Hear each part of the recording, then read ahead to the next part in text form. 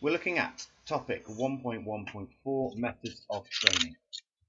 Our objectives are to identify the 6 methods of training, to determine which sports and activities each is most suited to, and to record the relationships with the components of fitness and the principles of training, and that will get us between a D and a C grade at this point. So interval training. It's suitable for many different sports, from individual activities such as swimming and athletics to team games such as football, hockey, rugby. I'm quite sure that many of us will have used interval training within sessions. It may be better for team players as it fits the style of games, often with short bursts followed by slow walking or jogging, allowing for kind of rest and recovery. Interval training is defined as high intensity periods of work followed by defined periods of rest. And what it means by we're working very, very hard, but we've actually designated time to rest and recover before we actually go into our high intensity work once again. Interval training is mainly designed to improve speed, but will also improve cardiovascular fitness. It is high intensity and is always done at a fast pace. It includes repeated sprinting, running, swimming, all of which would be anaerobic training. It includes a period of rest, which is the interval, and that does allow for recovery and allows us to work harder as a result. Heart rates can be measured and shown in graphic form, so they can be evaluated and the quality of the session compared. So you can see how hard you've worked. You can actually compare your sessions. It takes place over short periods or bursts. Okay, so you're working for short periods of time, but that's how you're able to actually make sure that it is high intensity. It includes repetitions of high quality work with raised the pulse near to maximum, and that will improve the cardiovascular fitness because the heart will have to work hard as a result. Continuous training, the clues in the title. It's steady training, right? Steady training. The working heart rate won't be very high, so it's not high intensity. Your heart rate will be working at a moderate intensity. There's no rest periods, and a session usually lasts for between 15 to 20 minutes. Needless to say, for better athletes, for slightly more toned athletes, they may be able to go for even longer. Continuous training may be most suitable to improve cardiovascular endurance. It is appropriate where high intensity training may be unwise. Right? So if high intensity isn't going to improve the area that you're focusing on, then continuous training is often the kind of the flip side. That may be the one that you want to use. So the advantages of continuous training. It improves aerobic fitness. Right? It includes long, fairly slow activity. It's cheap, generally cheap. You don't have to spend a lot of money on it. Apart from the cost of potentially suitable footwear in the case of running, I know that running shoes can be quite expensive. It can be done individually or it can be done as a group. Right? You might see people running on their own. I know that people join clubs and go do running as a part of a team, and either is absolutely fine. It is suitable for improving general health and fitness. And it can be done in a variety of different places. It's actually quite easy to do some continuous training as and when you get the time to do so. It can be adapted to individual needs, and you can use the FIT principles to do that, so you can increase the frequency of how often you are doing your continuous training. You can slightly increase the intensity of it. You might increase the length of time that you're running or swimming or whatever it is for. And the type of running, for example, hills or sand dunes, those types of things can still be used within continuous training. A wide range of activities can be used when you use continuous training, whether it be the bikes, whether it be row machines, whether it be actual rowing, actual cycling. And each of them can actually be mixed up within the one session as long as you don't have intervals between them. So I know a lot of people will go into the fitness suite, for example, and they may go on the bikes, followed by the rowing machine, followed by the treadmill, and that's absolutely fine as well, as long as there's no rest intervals in the middle. Okay, so funny term, fartlek training. Fartlek training. It's suitable for most games players, and most of us will, within our training, will have done a lot of fartlek training without even knowing about it. It's suitable for things such as football, netball, hockey. It's short bursts of activity, such as starting and stopping, sprinting, but periods of rest at the same time. The word fartlek is a combination of two Swedish words actually that mean speed and play. So it's kind of messing around with the speed that you're working in and therefore changing the intensity that you're working in. It looks a little bit like interval training when done because it does include work of moderate and high intensity followed by periods of rest. However, fartlek sessions include sprints of different distances and they're not necessarily measured like interval training might be. You might do 100 meters and then a rest and 100 meters and a rest, etc. Fartlek training might just be sprinting for a particular length of time or between particular distances of cones. Then you might jog, you might walk, you might jog again, sprint again.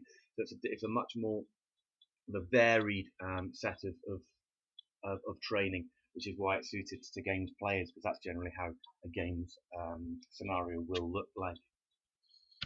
Advantages of fartlek training, and they can take place away from the track. You could have pleasant landscape, so you could run by the sea, or you could run on particular country roads if you've got a nice area that you're happy to run in.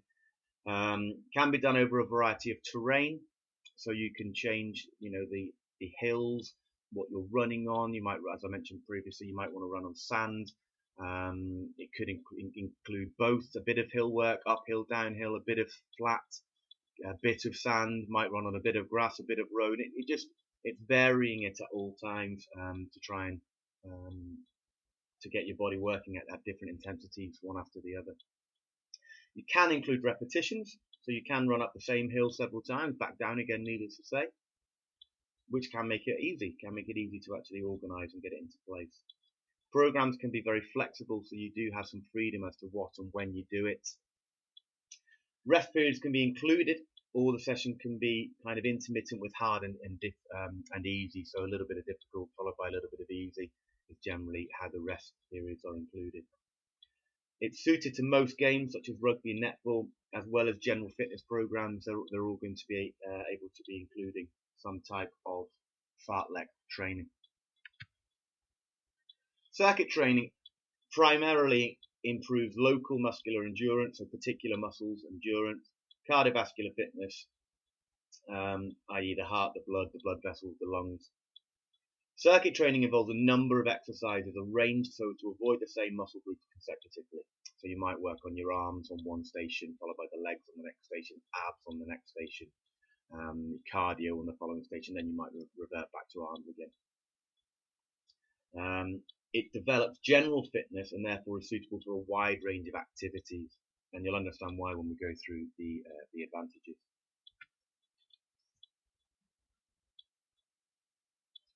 So it can combine many components of fitness effectively within one session. So you might have a power station followed by a strength station followed by a balance station. It depends completely on what you've highlighted in your PEP as your areas that require some work. Equipment doesn't need to be expensive. You can do a circuit with absolutely minimal equipment, or you could obviously make it slightly more complicated and bring in slightly more expensive equipment. It's entirely the choice of the people organising it. People of all levels of fitness and ability can take part, as exercises can be tailored to suit individual needs. So you can actually have stations that will suit particular individuals. You can vary the times and the distances to differentiate different individuals as well. People work hard and can be highly motivated to succeed and reach their goals. People tend to do circuits not on their own. You can do it on your own, but the motivation is to kind of go from one station, then something a bit different, it doesn't get boring.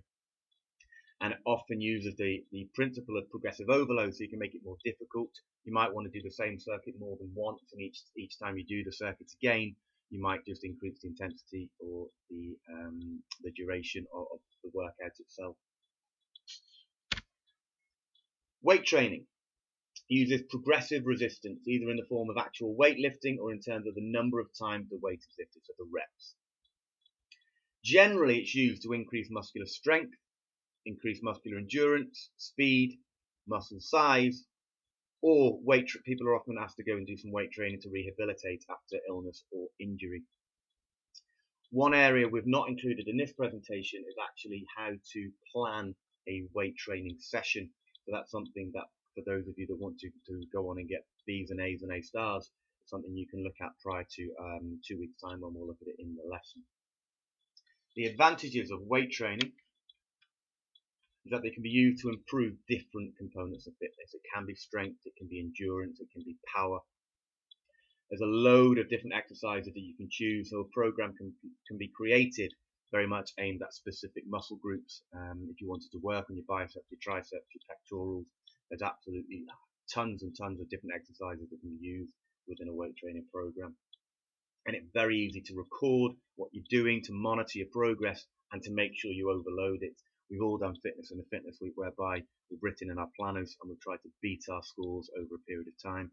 That's exactly why weight training is so widely used.